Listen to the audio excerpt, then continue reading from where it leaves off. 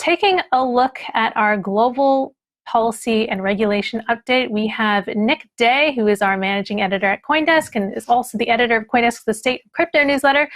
Hello there, Nick. So we have Democratic Congressman Bill Foster saying that a crypto backdoor is key to unmasking bad actors. What is he saying here? Yeah, this was an interesting remark by a member of the Congressional Blockchain Caucus yesterday during a conference. There's really, I think, two things here. So first, and kind of more broadly, we've seen lawmakers and regulators call for encryption backdoors for quite a while now.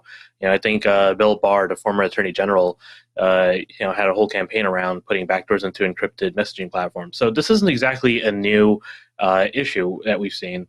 But more specifically to the blockchain era, it's kind of difficult to see how that would be, feasible on a technological perspective, especially when it comes to major cryptocurrencies like Bitcoin.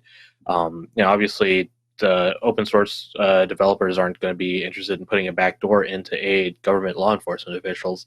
So, I think the question becomes, will there be, consequences or, efforts to legislate or regulate backdoor in and then impose sanctions for projects that don't comply, or where does this lead?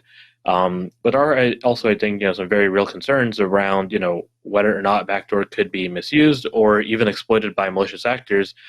Should one be installed into a cryptocurrency?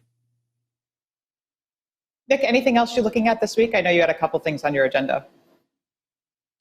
The big thing is probably the hearing today. We spoke about this a bit on Monday, but the House Financial Services Committee's subcommittee on oversight will be talking about the crypto frenzy in the trading markets over the last couple of months, and that begins very shortly. I think it's at 10 a.m., so in about half an hour.